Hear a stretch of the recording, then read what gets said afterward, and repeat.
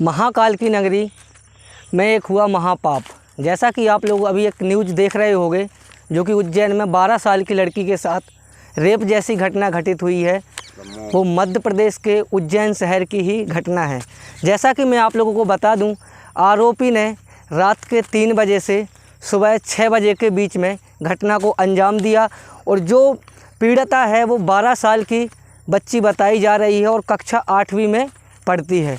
जैसा कि मैं आप लोगों को बता दूं, सूत्रों के मुताबिक पता चला है कि वो लड़की जो है हमारे सतना ज़िले की लड़की बताई जा रही है। और सबसे बड़ी विडंबना तो ये है कि सतना से जो उज्जैन की दूरी है तकरीबन 600 किलोमीटर के आसपास है। तो वो बच्ची किस तरीके से सतना से उज्जैन आई और उसके साथ इतने बड़े जो संगीन अपराध हुआ, एक ऐसा अपराध कि आप लोगों को सुन कर के आप लोगों के पैरों तले की ज़मीन खिसक जाएगी। और एक 12 साल की जो बच्ची है उसके साथ ऐसी दरिंदगी सामने आई है। जैसे ही सुबह के 6 बजे तो वो उस गलियों में, उज्जैन की गलियों में भटक रही थी और कुछ वहाँ पर रहने वाले जो लोग थे वो उसकी मदद करने की वजह उसको देख रहे थे, उसका तमाशा बना रहे थे। ऐसे ही वो बच्ची काफ़ी भटकती रहती है रास्तों में। उसके बाद एक आश्रम होता है, उसके पास जाती है तो वहाँ पर एक राहुल शर्मा नाम का शख्स मिलता है। वो उस बच्ची को देखता है और उस बच्ची को देख करके उसके दिल में दया आ जाती है।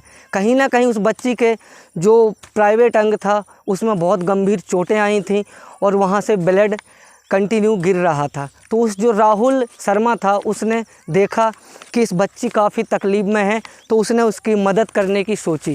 पहले तो वो बच्ची को अपना अंग वस्त्र देता है जिससे बच्ची अपना तन ढक सके, क्योंकि वो बच्ची जो थी वो आधा नग्न शरीर था उसका। वो छोटे से कपड़े से अपने शरीर को ढांक रही थी बार बार और काफ़ी परेशान थी। ना तो किसी से कुछ बात कर रही थी, ना किसी से कुछ बोल पा रही थी। ऐसे में जब वो आश्रम के पास पहुंची तो वहां पर जो राहुल शर्मा नाम का व्यक्ति था, वहां के पंडित थे, वो पुजारी थे शायद, तो उन्होंने उसको देखा तो दया आ गई। फिर उसके बाद अपना अंग वस्त्र दिया, बच्ची का तन ढका, फिर बच्ची को ले जा करके आश्रम में नाश्ता करवाया, चाय वगैरह पिलाई। उसके बाद फिर जैसे ही ये सूचना पुलिस को दी गई तो पुलिस मौके पर वहाँ पर पहुँची। और जैसे ही पुलिस पहुँची तो पुलिस ने एक टीम गठित की और टीम गठित करने के बाद ये जितने भी एरिया के सीसीटीवी कैमरे फुटेज थे वहाँ पर निकलवाए और उसको चेक करने की प्रोसेस चालू की। तो जो राहुल शर्मा जी, जो पंडित जी थे, उनसे पूछा गया कि आपको ये बच्ची किस स्थिति में मिली। तो राहुल शर्मा ने बयान दिया कि ये बच्ची सुबह से यहाँ पर भटक रही थी और मेरे आश्रम के पास आई तो मैं सुबह से निकला था। यहाँ पर ये बच्ची बिल्कुल ऐसे लग रही थी जैसे ना तो बोलने की स्थिति में थी, वो सिर्फ चले जा रही थी और चले जा रही थी, ना तो किसी ने उसकी मदद की। तो मुझे दिखी तो मैंने इसकी मदद की। तो पुलिस ने राहुल शर्मा से पूछताछ की। उसके बाद फिर वो सीसीटीवी कैमरे वगैरह फुटेज निकाले गए तो उसमें कुछ एक टैक्सी चालक सामने आया। तो जिस टैक्सी में वो बैठी थी उस टैक्सी में देखा गया कि कुछ जो ब्लड के दाग धब्बे होते हैं वो उसमें मिले। उन ब्लड के दाग धब्बों से जो फॉरेंसिक टीम होती है उन्होंने उसकी जांच पड़ताल की। जांच पड़ताल करने के बाद टैक्सी वाले ने उसकी कहीं ना कहीं मदद की थी। लेकिन उस दिन जब एक केस काफ़ी 3-4 दिन चला और पूछताछ चली तो पहले तो पुलिस वालों को लगा कि इस टैक्सी वाले ने उसकी मदद की है, लेकिन जब इसका पूरा पिटारा खुला तो कहीं ना कहीं जो वो टैक्सी चालक था वही इसका गुनहगार निकला। अभी करेंटली ये न्यूज़ में चल रहा है, आप लोग देख भी सकते हो। तो टैक्सी वाले का नाम शायद बताया जा रहा है। जो टैक्सी चालक था वो महाकाल थाने एरिया की ये घटना है, जो उज्जैन के महाकाल थाना है वहाँ की ये घटना है और 23 सितंबर की रात की ये घटना है। और टैक्सी चालक जो था उसके जो घर वाले थे उन्होंने, घर वालों ने भी उससे पूछा कि ऐसी ऐसी घटना हुई है, तो टैक्सी वालों का नाम आ रहा है। तो कहीं ना कहीं कोई भी परिवार का हो कि अगर कुछ उनसे रिलेटिव कोई घटना होती है तो घर वाले पूछते हैं कहीं तूने इस घटना को अंजाम तो नहीं दिया।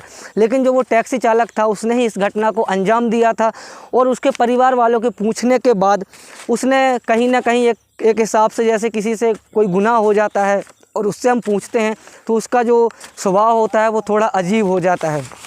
तो कुछ टाइम के लिए उसका स्वभाव ऐसा अजीब सा हुआ, लेकिन फिर थोड़ी देर के बाद वो अपने घर परिवार वालों से नॉर्मल बातें करने लगा और कहने लगा मैंने भी सुना था कि हाँ एक बच्ची के साथ, जो 12 साल की बच्ची है, उसके साथ ऐसी घटना घटित हुई है। तो टैक्सी वाला जो था उसने अपने घर में सफाई दे दी तो घर वालों को लगा ये गुनहगार नहीं है। उसके बाद फिर वो अपनी टैक्सी चलाने के लिए गया, लेकिन जब पुलिस ने ज़्यादा ही कड़ी पूछताछ की तो सामने आया कि उसी ने इस घटना को अंजाम दिया है। लेकिन जो उसके परिवार वाले हैं उन्होंने अपने जो लड़का है उनके पक्ष में जो बचाव का पक्ष दिया, उन्होंने कहा कि ऐसा मेरा लड़का नहीं कर सकता है, क्योंकि वो ऐसी फैमिली से बिलोंग करता है कि हम लोग मतलब एक गरीब मिडिल क्लास फैमिली से हैं और अपना गुजर बसर टैक्सी चला के या दुकानदारी करके चलाते हैं। तो फिर पुलिस वालों ने जब उससे पूछताछ की तो अभी ये क्लियर नहीं हुआ है कि उसी ने इस घटना को अंजाम दिया, लेकिन उसके जो हाव भाव दिख रहे हैं कहीं ना कहीं ऐसा लग रहा है कि इसमें उसी ने इस घटना को अंजाम दिया है। और आगे मैं आप लोगों को बता दूं, जो ये रेप की वारदात हुई है इस मामले में महाकाल थाने में रिपोर्ट दर्ज कराई गई और पुलिस फिर इसके हलचल में आई। उसके बाद ये सब कुछ जो मतलब पूछताछ वगैरह हुई, सीसीटीवी कैमरे वगैरह निकाले गए, वो निकाले गए। लेकिन एक बात और आप लोगों को मैं बता दूं, जो 12 साल की बच्ची थी बेचारी, उसका क्या कसूर था?